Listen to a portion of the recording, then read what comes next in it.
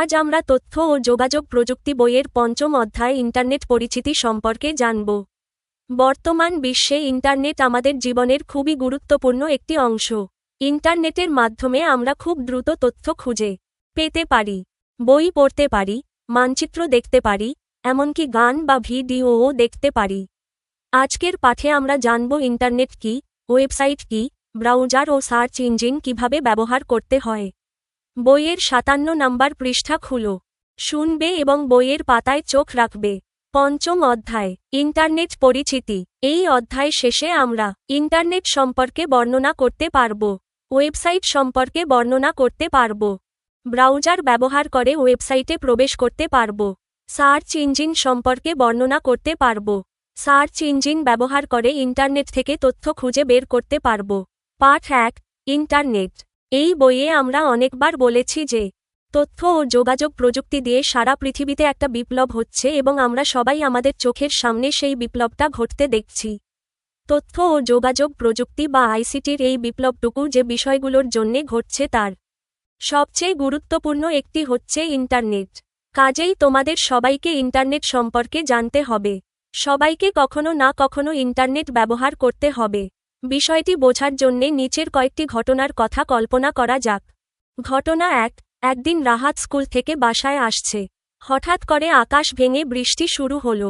রাহাত মহাখুশি, এ দেশের বৃষ্টির মতো এত সুন্দর বৃষ্টি আর কোথায় আছে। রাহাতের বৃষ্টিতে ভিজতে খুব ভালো লাগে, তাই সে ভিজতে ভিজতে বাসায় এলো। কিন্তু বাসায় এসে হঠাৎ তার মনে পড়ল সে তো স্কুলের ব্যাগ নিয়ে বাসায় এসেছে। সেই ব্যাগ নিশ্চয়ই ভিজে একাকার। দেখা গেল সত্যি তাই। তার আম্মু তাকে একটু বকা দিয়ে বইগুলো ফ্যানের নিচে শুকাতে দিলেন, কিন্তু দেখা গেল গণিত বইটা ভিজে একেবারে নষ্ট হয়ে গেছে। রাহাতের এত মন খারাপ হলো যে সে কেঁদেই ফেলল। তার আম্মু বললেন, ঠিক আছে, আর কাঁদতে হবে না। জাতীয় শিক্ষাক্রম ও পাঠ্যপুস্তক বোর্ড এর ওয়েবসাইট www.nctb.gov.bd থেকে তোমার গণিত বই ডাউনলোড করে প্রিন্ট করিয়ে বাধাই করিয়ে দেব। নতুন একটা বই পেয়ে যাবে। সত্যি সত্যি আম্মু সেটা করে দিলেন।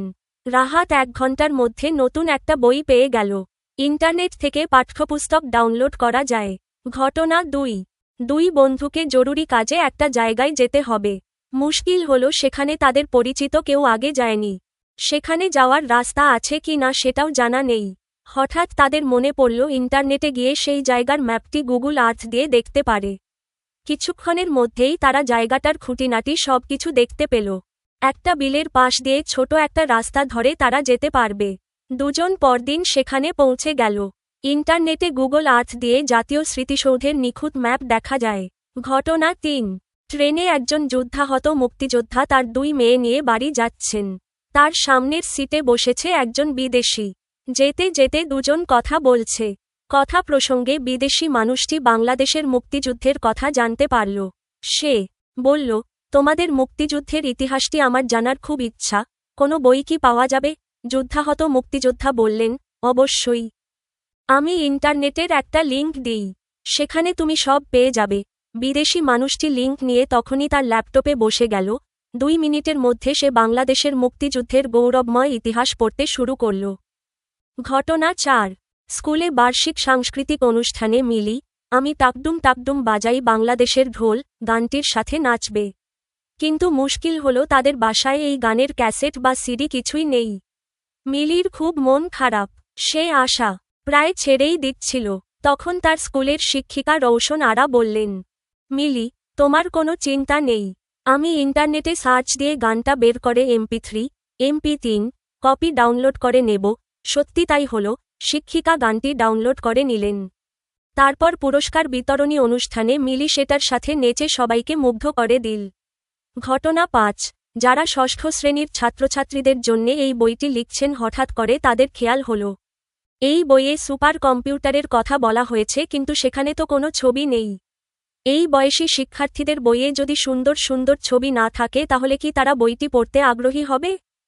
যারা লিখছেন তারা অবশ্য ছবিটা নিয়ে দুশ্চিন্তা করলেন না, কারণ তারা জানেন উইকিপিডিয়া.org নামে যে বিশাল বিশ্বকোষ আছে, সেখানে একটা না একটা ছবি পেয়েই যাবেন। আসলেও পেয়ে গেলেন, তোমরা নিজেরাই সেটা দেখেছ। ঘটনা ৬, ঘটনা ৭, ঘটনা ৮। এভাবে আমরা চোখ বন্ধ করে কয়েক হাজার ঘটনার কথা বলতে পারি। তোমরাই বলো, তার কি দরকার আছে? তোমরা নিশ্চয়ই এতক্ষণে বুঝে গেছো ইন্টারনেট হচ্ছে এমন একটা জায়গা যেখানে পৃথিবীর যাবতীয় তথ্য খুঁজে পাওয়া যায়। তোমরা নিশ্চয়ই অবাক হয়ে ভাবছ কোন মানুষটি এত তথ্য এক জায়গায় একত্র করেছে? কেমন করে করেছে? পৃথিবীর যে কোনো মানুষ কেমন করে এই তথ্য ব্যবহার করতে পারে? উত্তরটা খুব সহজ। ইন্টারনেট একজন মানুষের একটা কম্পিউটার দিয়ে তৈরি হয়নি। ইন্টারনেট হচ্ছে সারা পৃথিবীর লক্ষ কোটি কম্পিউটারের নেটওয়ার্ক। যারা এই ইন্টারনেটের সাথে যুক্ত হয়েছে তারা ইচ্ছে করলে এই লক্ষ কোটি কম্পিউটারের সাথে যোগাযোগ করতে পারে, যে কোনো কম্পিউটার থেকে তথ্য পড়তে বা প্রয়োজনে সংরক্ষণ করতে পারে।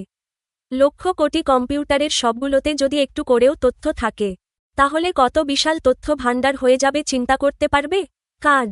পুরো শ্রেণী কয়েকটা দলে ভাগ করে নাও। শিক্ষার ব্যাপারে ইন্টারনেট কিভাবে কাজে লাগানো যায়।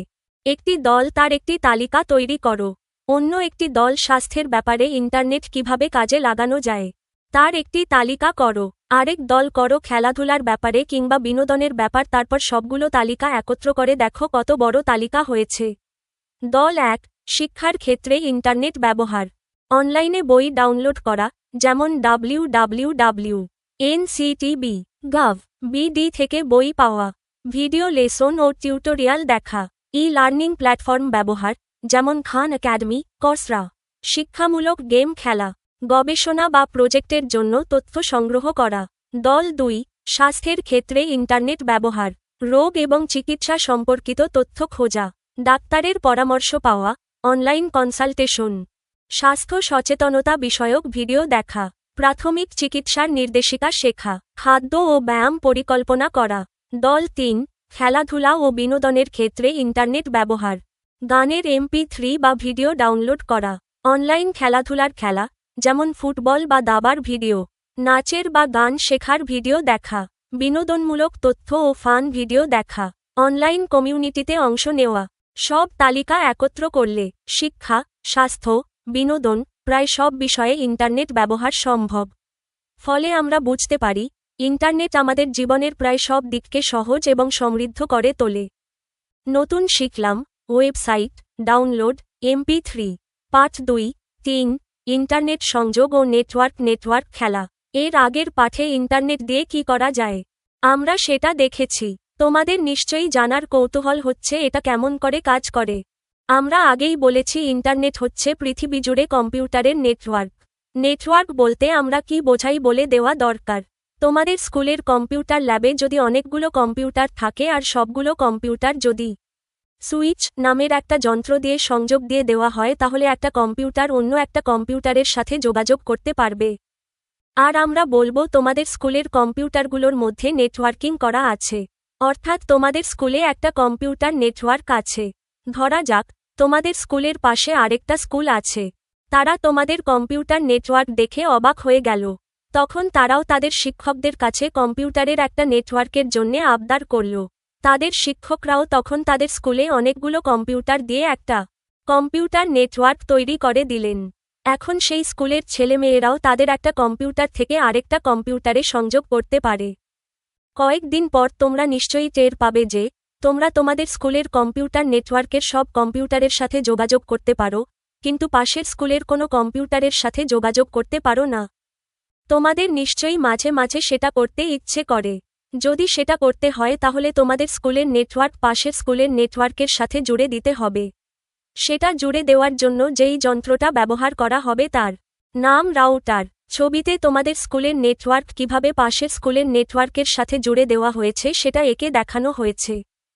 তোমার স্কুলের নেটওয়ার্ক, তোমার স্কুলের সুইচ, রাউটার, তোমার পাশের স্কুলের সুইচ, তোমার পাশের স্কুলের নেটওয়ার্ক।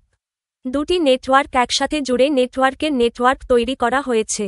তোমাদের স্কুলের নেটওয়ার্কের সাথে তোমাদের পাশের স্কুলের নেটওয়ার্ক জুড়ে দেওয়া হলো। যদি তার সাথে তোমাদের এলাকার কলেজের নেটওয়ার্ক, তার সাথে একটা মেডিকেল কলেজের নেটওয়ার্ক জুড়ে দেওয়া হয়, তাহলে তৈরি হবে নেটওয়ার্কের নেটওয়ার্ক। আর সেটাই হলো ইন্টারনেটের জন্ম রহস্য। ইন্টারনেট শব্দটা এসেছে ইন্টারকানেক্টেড নেটওয়ার্ক কথাটা থেকে। প্রথম শব্দ ইন্টারকানেক্টেড এর ইন্টার, দ্বিতীয় শব্দ নেটওয়ার্ক এর নেট, মিলে তৈরি হয়েছে ইন্টারনেট। 1969 সালের প্রথম ইন্টারনেটে ছিল মাত্র 4টি কম্পিউটার, এখন রয়েছে কোটি কোটি কম্পিউটার। কাজ পাঠ 2। তোমার বইয়ের ছবিতে দুটি নেটওয়ার্ক জুড়ে দেওয়া হয়েছে। মনে করো আরও দুটি নেটওয়ার্ক আছে, তুমি সেগুলো ছবি এঁকে জুড়ে দাও। এবার আমরা নেটওয়ার্ক খেলব। পাঠ 3। রাউটার, লাল সুইচ, নীল সুইচ, সবুজ সুইচ। ক্লাসের ছেলেমেয়েরা ভাগাভাগি করে নেটওয়ার্ক হয়ে যাও। এই খেলাটি খেলার জন্য একজন হবে রাউটার, কয়েকজন হবে সুইচ, অন্য সবাই কম্পিউটার।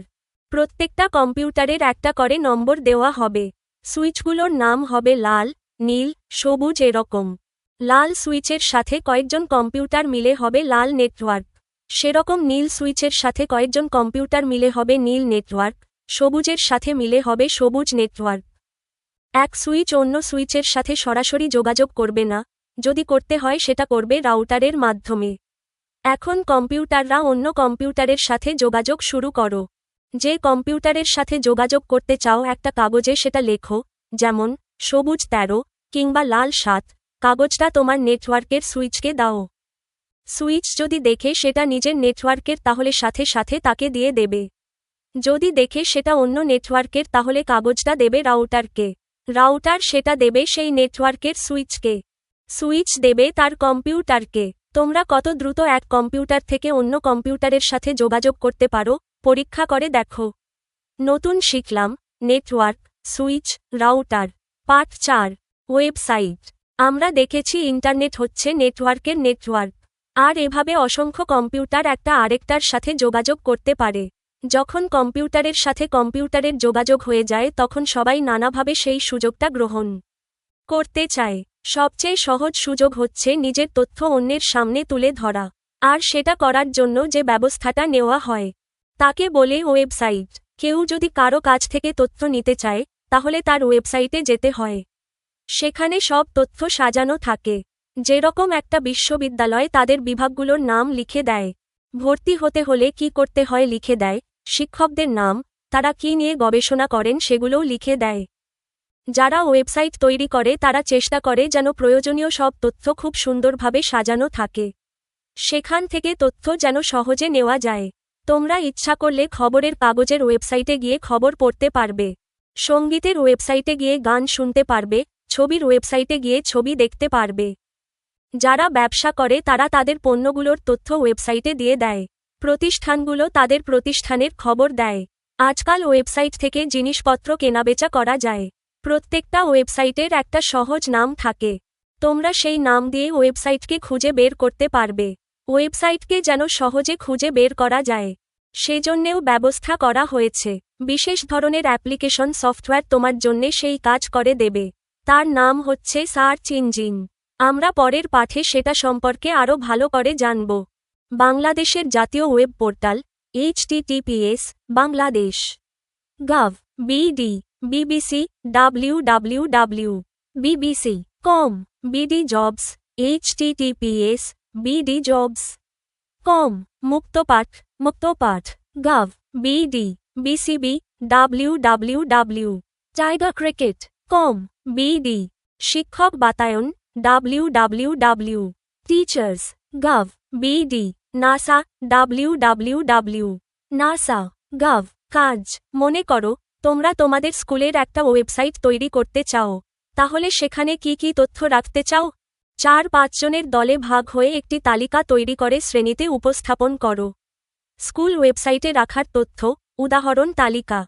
স্কুলের পরিচিতি, স্কুলের নাম, ঠিকানা, যোগাযোগের নম্বর, ইতিহাস ও প্রতিষ্ঠার সাল, শিক্ষক ও কর্মচারী তথ্য, শিক্ষকদের নাম, দায়িত্ব ও বিষয়, অন্যান্য স্টাফের নাম ও পদবি, ছাত্রছাত্রী সম্পর্কিত তথ্য, শ্রেণী অনুযায়ী তালিকা, সাফল্য ও অর্জন, ছাত্রছাত্রীর কার্যক্রমের ফটো, ভিডিও, ভর্তি সংক্রান্ত তথ্য, ভর্তি প্রক্রিয়া ও শর্তাবলী, গুরুত্বপূর্ণ তারিখ ও ফর্ম ডাউনলোড লিঙ্ক, পাঠ্যক্রম ও কার্যক্রম, শিক্ষামূলক ক্লাস ও কার্যক্রম, সাংস্কৃতিক, খেলাধুলা ও সমাজসেবা কার্যক্রম, নিউজ ও আপডেট, স্কুলে হওয়া সম্প্রতি অনুষ্ঠান বা খবর, ভবিষ্যৎ অনুষ্ঠানের তারিখ, গ্যালারি, স্কুলের ছবি, ভিডিও, প্রদর্শনী বা ইভেন্ট, লিঙ্ক ও রিসোর্স, লাইব্রেরি, শিক্ষামূলক ওয়েবসাইট লিঙ্ক, শিক্ষার্থীদের সহায়ক রিসোর্স।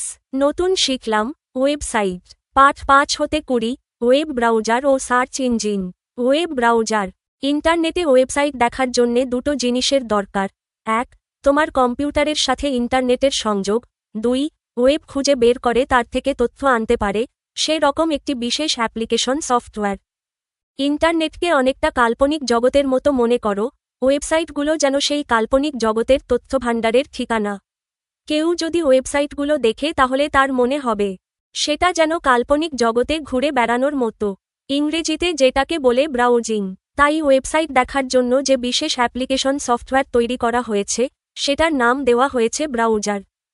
এই মুহূর্তে যে ব্রাউজারগুলো বেশি ব্যবহৃত হয় সেগুলো হচ্ছে Mozilla Firefox, Google Chrome, Opera, Microsoft Edge, Safari ইত্যাদি।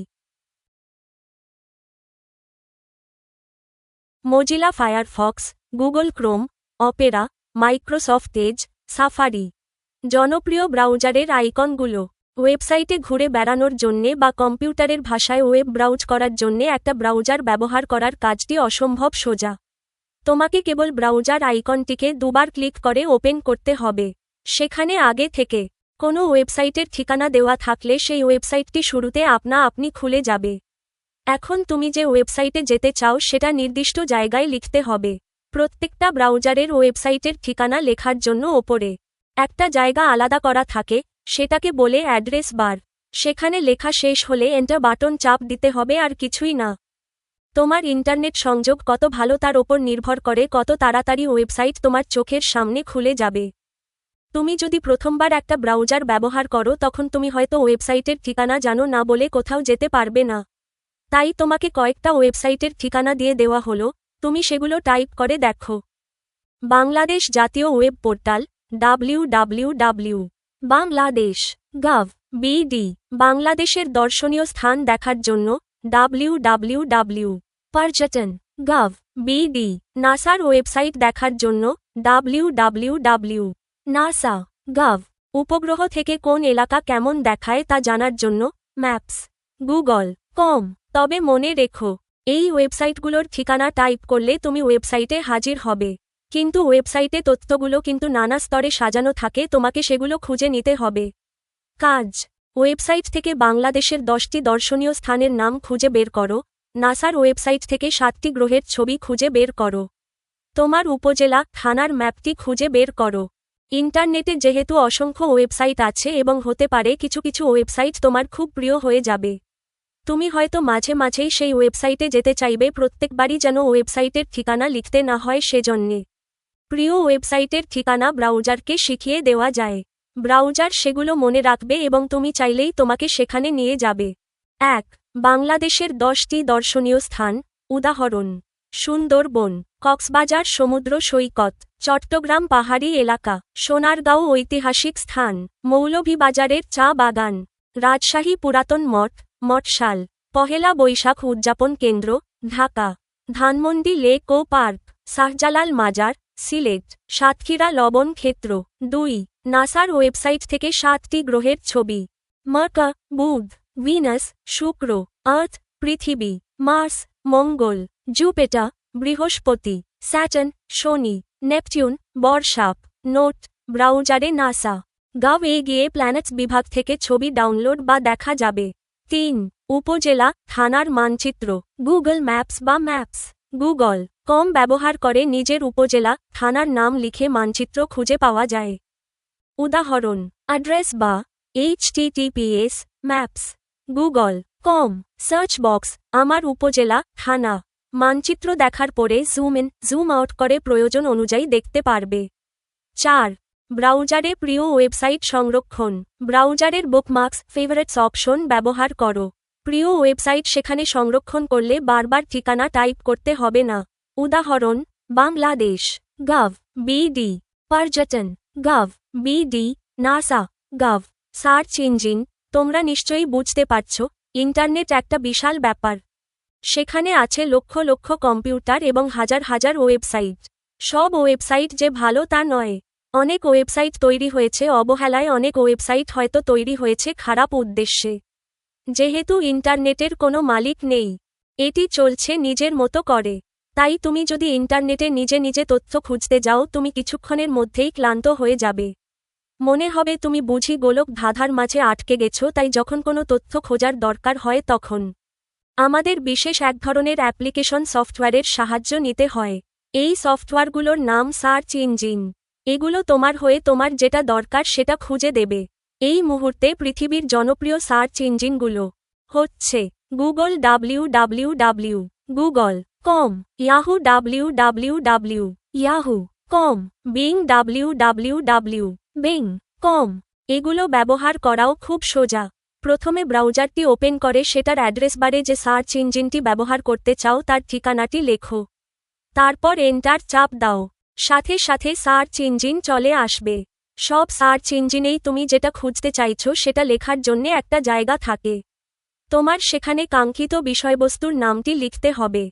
তারপর এন্টার চাপ দিলেই যে ওয়েবসাইটে তোমার কাঙ্ক্ষিত বিষয়টি থাকতে পারে তার একটা বিশাল তালিকা চলে আসবে। এখন তুমি তালিকার একটি একটি করে ওয়েবসাইটে গিয়ে দেখো আসলেই তুমি তোমার কাঙ্ক্ষিত বিষয়টি পাও কিনা। যদি না পাও তাহলে আরেকটা ওয়েবসাইটে খুঁজে দেখো। গুগল সার্চ ইঞ্জিনের শুরু পৃষ্ঠা, ইয়াহু সার্চ ইঞ্জিনের শুরু পৃষ্ঠা, বিং সার্চ ইঞ্জিনের শুরু পৃষ্ঠা। কাজ ইন্টারনেট গবেষণা করার জন্যে খুব চমৎকার জায়গা। শিক্ষার্থীরা তিনজন করে দলে ভাগ হয়ে যাবে। প্রত্যেকটি দল নিচের বিষয়গুলোর যেকোনো একটি বেছে নেবে। Planet, spider, football, Bangladesh liberation war, snake, black hole, T rex, cricket, tiger. কোনো একটি সার্চ ইঞ্জিন ব্যবহার করে বিভিন্ন ওয়েবসাইটের তালিকা বের করে তোমার প্রয়োজনীয় তথ্যগুলো দেখো। সেটার ওপর ভিত্তি করে একটা প্রতিবেদন লিখো। প্রতিবেদনে নিচের বিষয়গুলো থাকবে। প্রতিবেদনের শিরোনাম, তোমার নাম, শ্রেণী, রোল নম্বর, স্কুলের নাম, ভূমিকা, তোমার গবেষণার ফলাফল, ছবি সংযুক্ত করতে পারো। উপসংহার, কোন কোন ওয়েবসাইট থেকে তথ্য পেয়েছো তার তালিকা। নমুনা প্রতিবেদন, বিষয় টাইগার, শিরোনাম বাঘ, প্রকৃতির শক্তিশালী শিকারী, তথ্য প্রদানকারী, নাম সোহেল রহমান, শ্রেণী ষষ্ঠ, রোল নম্বর 12, স্কুল আমাদের স্কুল, ভূমিকা ইন্টারনেট আমাদের জন্য তথ্য সংগ্রহের একটি অসাধারণ উৎস। সার্চ ইঞ্জিন ব্যবহার করে আমি বাঘ সম্পর্কে তথ্য সংগ্রহ করেছি। বাঘ হল বিশ্বের অন্যতম বড় ও শক্তিশালী বন্যপ্রাণী। এর জীবনধারা, বসবাসের এলাকা এবং খাদ্যাভ্যাস ইন্টারনেট থেকে জানা গেছে। গবেষণার ফলাফল, বাঘ প্যান্থেরা টাইগ্রাস হল বাঘ পরিবারের প্রধান প্রাণী। বিশ্বে বাঘের প্রধান বসবাস এলাকা Asia, Bharat, Bangladesh, Russia, Indonesia. খাদ্যাভ্যাস মূলত মাংসাশী, হরিণ, শিকারী পাখি ও ছোট প্রাণী। জীবনধারা, বাঘ একাকী থাকে, রাতে বেশি সক্রিয়। বিভিন্ন প্রজাতি, বাঙালি বাঘ, সাইবেরিয়ান বাঘ, সুমাত্রান বাঘ ইত্যাদি। ছবি উদাহরণ, ইন্টারনেট থেকে সংযুক্ত করা যায়। বাঙালি বাঘের ছবি, সাইবেরিয়ান বাঘের ছবি। উপসংহার, ইন্টারনেট গবেষণার মাধ্যমে দেখা গেছে বাঘ কেবল শক্তিশালী শিকারী নয়, বরং পরিবেশের ভারসাম্য রক্ষাকারী প্রাণী। তথ্য খুঁজে পাওয়া সহজ হয়েছে সার্চ ইঞ্জিন ব্যবহার করে। তথ্যসূত্র, ওয়েবসাইটের তালিকা, https://www. National Geographic. com, Animals, Mammals, Facts, Tiger. https://www. World Wildlife. org, Species, Tiger. https://n. Wikipedia. org, Wiki, Tiger. ক্লাসে কাজের জন্য নির্দেশনা। শিক্ষার্থীরা 3 জনের দলে ভাগ হবে। দলটি একটি বিষয় বেছে নেবে, উদাহরণ planet, football, black hole, T-rex ইত্যাদি। গুগল, ইয়াহু বা বিং সার্চ ইঞ্জিন ব্যবহার করে তথ্য খুঁজবে। পাওয়া তথ্য থেকে প্রতিবেদন তৈরি করবে। ছবি এবং ওয়েবসাইট লিঙ্ক সংযুক্ত করা যাবে। নতুন শিখলাম, browser Mozilla Firefox, Microsoft Edge, Google Chrome, Opera, safari. Search engine Google, Yahoo, being. অনুশীলনী 1. পৃথিবী জুড়ে অসংখ্য কম্পিউটারের সমন্বয়ে গঠিত এক বিশাল নেটওয়ার্কের নাম উত্তর গ ইন্টারনেট। 2. ইন্টারনেট কত সালে শুরু হয়? উত্তর খ 1969। 3. ইন্টারনেট থেকে নির্দিষ্ট তথ্য খুঁজে বের করতে কি ব্যবহার করতে হয়? উত্তর খ সার্চ ইঞ্জিন। 4. তথ্যের মহাসরণী কাকে বলা হয়? উত্তর গ ইন্টারনেট। 5. ইন্টারনেটকে ইন্টারকানেক্টেড নেটওয়ার্ক বলার কারণ হচ্ছে এটি বিশ্বব্যাপী অসংখ্য কম্পিউটারের সাথে যুক্ত এর মাধ্যমে বিশ্বের অসংখ্য ব্যক্তির সাথে যোগাযোগ সম্ভব। এর মাধ্যমে বিশ্বের যে কোনো ব্যক্তির সাথে যোগাযোগ করা যায়। উত্তর ঘ আই ই ও ই। নিচের অনুচ্ছেদটি পড়ে ৬ ও ৭ নম্বর প্রশ্নের উত্তর দাও। অস্ট্রেলিয়ায় বসবাসরত শিক্ষার্থী দীপা দীর্ঘদিন পর মা বাবার সাথে বাংলাদেশে আসে। আসার আগে তার শিক্ষক তাকে বাংলাদেশের দর্শনীয় স্থান সম্পর্কে একটি প্রতিবেদন লিখে পাঠাতে বলেন। ৬ দীপা বাসায় বসে দ্রুত ও সহজে বাংলাদেশের দর্শনীয় স্থান সম্পর্কে কিভাবে তথ্য পেতে পারে? উত্তর ঘ ইন্টারনেটের মাধ্যমে। ৭ দীপা তার শিক্ষকের কাছে কোন মাধ্যম ব্যবহার করে প্রতিবেদনটি পাঠাতে পারে? উত্তর গ ইমেইলের মাধ্যমে।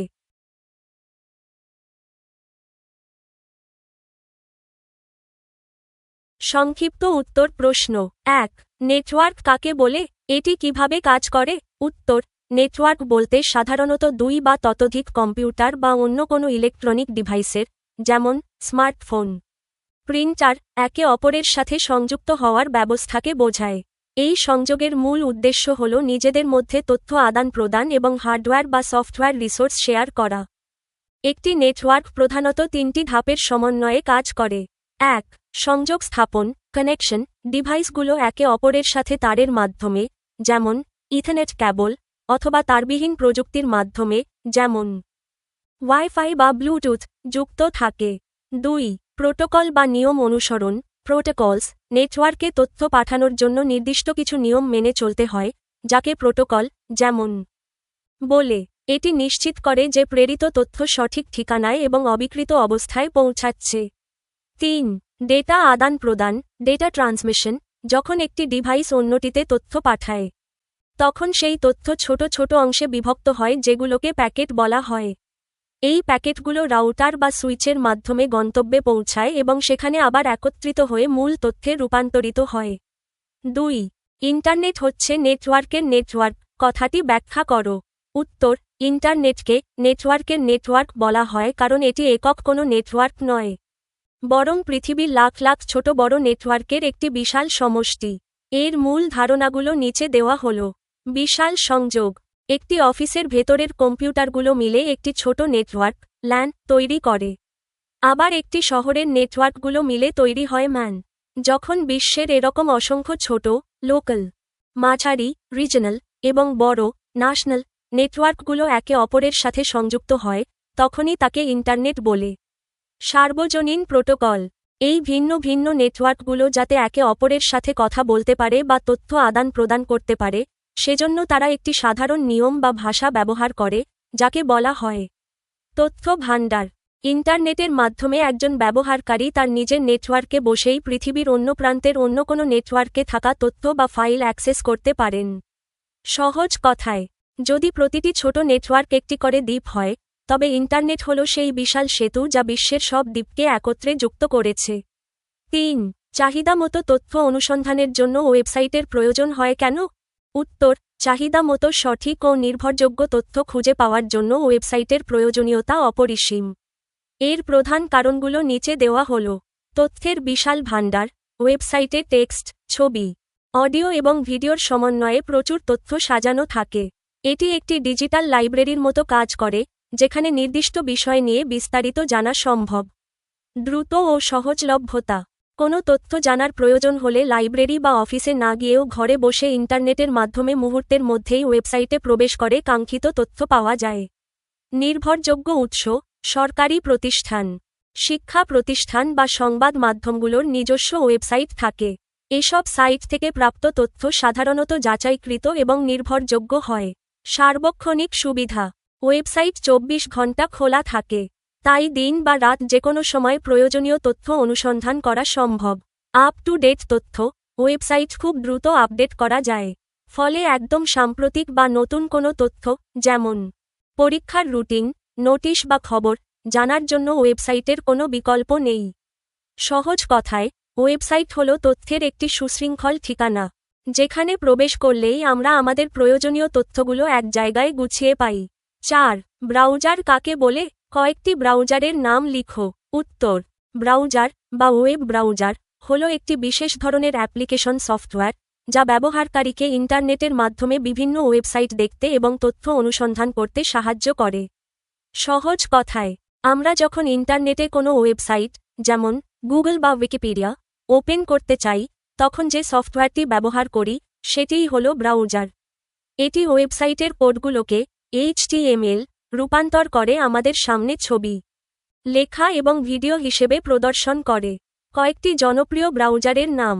বর্তমানে ইন্টারনেটে তথ্য খোঁজার জন্য সবচেয়ে বেশি ব্যবহৃত কিছু ব্রাউজার হল: 1. Google Chrome. গুগল ক্রোম বর্তমান বিশ্বের সবচেয়ে জনপ্রিয় ও দ্রুতগতির browser. 2. Mozilla Firefox. Mozilla Firefox এটি একটি ওপেন সোর্স এবং নিরাপদ ব্রাউজার হিসেবে পরিচিত। 3. Microsoft Edge. Microsoft Edge Windows operating সিস্টেমের সাথে বিল্ট ইন থাকে।